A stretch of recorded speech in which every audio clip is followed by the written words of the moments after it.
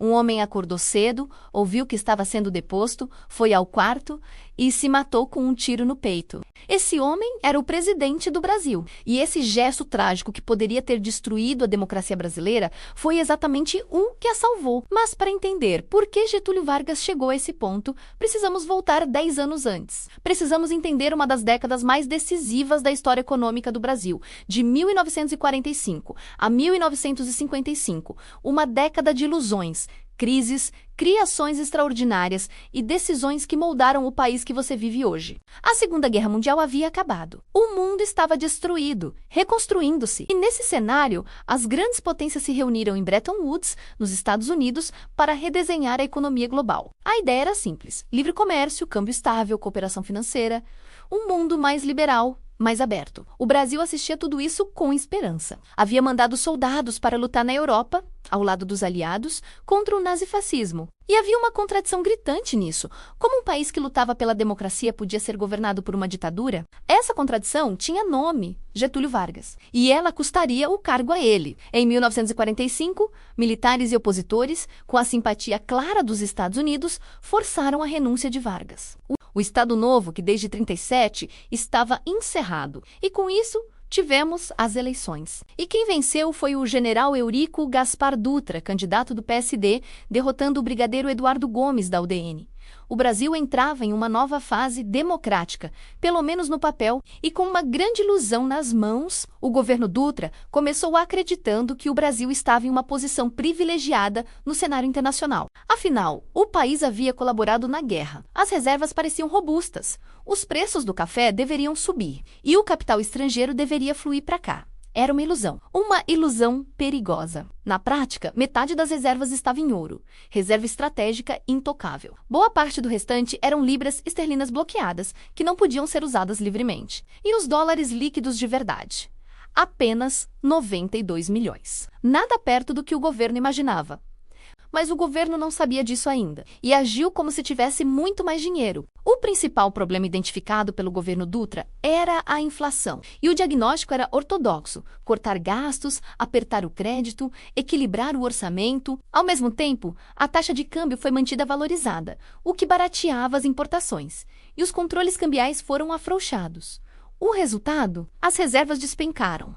O Brasil estava gastando mais dólares do que recebia, e a situação se tornava insustentável. Em 1947, a solução chegou não como uma desvalorização cambial, que seria economicamente lógico, mas como controle sobre as importações. O governo passou a distribuir licenças para importar, priorizando o que considerava essencial. E aqui acontece algo fascinante na história econômica brasileira. O governo queria resolver uma crise de balanço de pagamentos, mas o que criou, sem querer, foi um motor de industrialização. Pensa comigo. Se você não pode importar livremente, precisa produzir internamente. Se o câmbio favorece a compra de máquinas e matérias-primas importadas, mas protege o produto final nacional, o empresário brasileiro tem todos os incentivos para investir e produzir aqui. E foi exatamente isso que aconteceu. Entre 1946 e 1950, a produção industrial cresceu mais de 42%, quase 9% ao ano. Os setores de material elétrico, transporte e metalurgia lideravam esse boom. O Brasil começava a se industrializar de verdade, não por um plano grandioso, mas como efeito colateral de uma política pensada para resolver outro problema. Nos primeiros anos, o governo Dutra tentou ser austero. Cortou gastos, buscou superávit no orçamento, combateu a inflação, com relativo sucesso, mas a partir de 1949, algo mudou. A proximidade das eleições pesava. O setor industrial queria crédito. E ficava claro que a tal conversibilidade livre das moedas mundiais, a base do sistema de Bretton Woods, não viria tão cedo. A Inglaterra tinha desvalorizado a libra. A Europa ainda sangrava. O governo abriu o crédito, gastou mais e a inflação voltou a subir. Os últimos 2 anos de Dutra foram de política econômica mais frouxa. E com ela veio o crescimento, mas também pressões que passariam para o próximo governo. E o próximo governo seria de um velho conhecido. Getúlio Vargas voltou à presidência em 1951 de forma triunfal. Candidato pelo PTB, com um discurso de industrialização e defesa dos trabalhadores, recebeu quase 49% dos votos, uma vitória incontestável. A oposição tentou invalidar o resultado. Não conseguiu. E em 31 de janeiro de 1951, Vargas tomou posse. Ele chegou com um plano em 2 fases. Primeiro, estabilizar a economia, equilibrar as finanças, controlar a inflação, a fase que ele chamava de Campos Salles. Depois, a fase de realizações. Grandes obras, infraestrutura, desenvolvimento. Uma das primeiras iniciativas de Vargas foi fortalecer a parceria com os Estados Unidos. A Comissão Mista Brasil-Estados Unidos, a CMBio, técnicos dos dois países, trabalhariam juntos para identificar projetos de infraestrutura que o Brasil precisava, energia, portos, transportes e que seriam financiados pelo Banco Mundial e pelo Exim Bank americano. A promessa era de 500 milhões de dólares. Uma fortuna, o suficiente para transformar o país. Essa parceria seria fundamental para a criação do Banco Nacional de Desenvolvimento Econômico. Criado em junho de 1952, o banco nasceu para gerir esses recursos e financiar os grandes projetos da nação. Hoje, décadas depois, o Banco Nacional de Desenvolvimento Econômico e Social, com S de social adicionado em 1982, ainda existe e é uma das maiores instituições de fomento do mundo. Mas a realização mais simbólica e duradoura do governo Vargas foi outra. Foi a Petrobras. O debate sobre o petróleo brasileiro vinha de longe. Desde o fim da Primeira República, havia disputa sobre quem deveria explorar as reservas nacionais. Empresas estrangeiras, capital privado nacional ou o Estado. A campanha O Petróleo é Nosso havia mobilizado militares, políticos e a sociedade civil. Em 3 de outubro de 1953, Vargas assinou a lei que criou a Petróleo Brasileiro S.A., Petrobras. A empresa estatal foi dado um monopólio da extração do petróleo. Às companhias estrangeiras ficou o mercado de distribuição de combustíveis, uma decisão que definiria o destino energético do Brasil por décadas. Mas enquanto essas grandes criações aconteciam, a economia enfrentava uma crise severa. O governo havia liberalizado as importações nos primeiros meses, prevendo uma possível expansão da Guerra da Coreia para um conflito mundial e querendo usar as importações para conter a inflação. Resultado, as importações saltaram de uma média de 950 milhões de dólares anuais para 1,7 bilhão no biênio 1951 e 52, e as exportações? Em 1952, caíram 20% em relação ao ano anterior. O rombo foi brutal. Déficit de 302 milhões de dólares na balança comercial, reservas esgotadas e mais de 610 milhões de dólares em dívidas comerciais atrasadas. O projeto de estabilização havia naufragado antes mesmo de completar 2 anos. Para enfrentar essa crise, Vargas reformulou o seu ministério em junho de 1953. Para o Ministério da Fazenda, chamou Oswaldo Aranha. E em outubro daquele ano, veio a medida mais importante da política econômica do período, a Instrução 70 da SUMOC. Até então, havia controles quantitativos sobre as importações. Licenças, cotas, permissões. A Instrução 70 substituiu esse sistema por leilões de câmbio. As empresas que quisessem importar teriam que comprar dólares em leilões, com preços variáveis conforme a essencialidade do produto importado.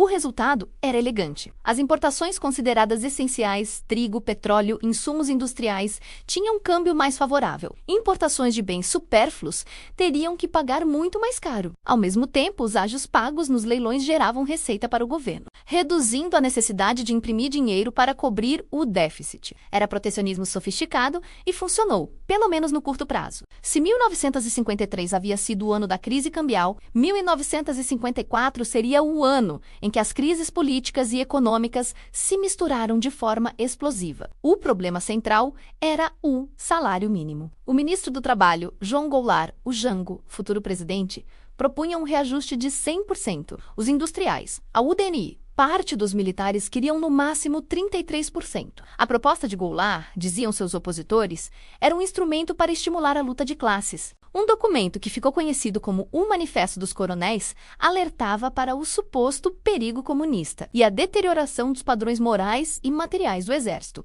Resultado, o ministro da Guerra foi afastado. Goulart foi demitido. Mas Vargas não recuou. No Dia do Trabalho, 1º de maio de 1954, em discurso em Petrópolis, anunciou o reajuste de 100% para o salário mínimo e concluiu com palavras que seriam interpretadas como uma declaração de guerra pela oposição.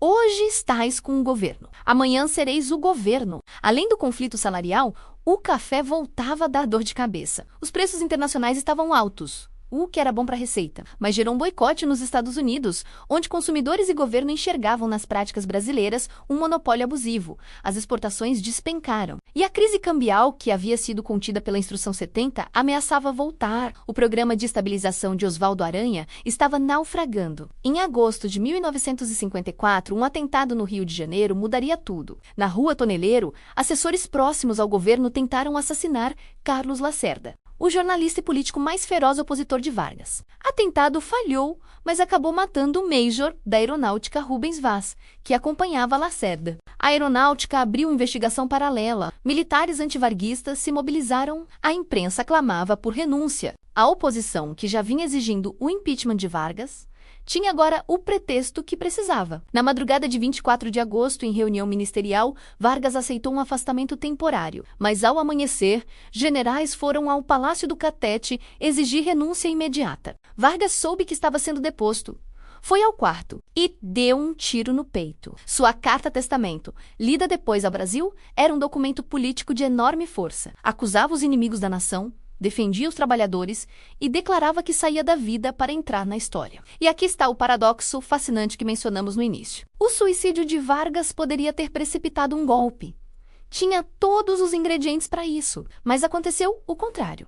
A comoção popular foi enorme. Manifestações tomaram as ruas. Uma ampla frente antigolpista se formou e ela foi forte o suficiente para garantir a manutenção da ordem constitucional. E a posse do vice-presidente, Café Filho, mais do que isso, a morte de Vargas recompôs a aliança entre PSD e PTB, que elegeria no ano seguinte Juscelino Kubitschek à presidência. Com ele viria o Programa de Metas, que transformaria o Brasil em uma das economias que mais cresceram no mundo. Um homem morreu e, com isso, impediu o fim da democracia. Assumiu o vice-presidente Café Filho e, para a Fazenda, escolheu o professor Eugênio Gooding, um dos maiores defensores do liberalismo econômico do país, com enorme prestígio internacional.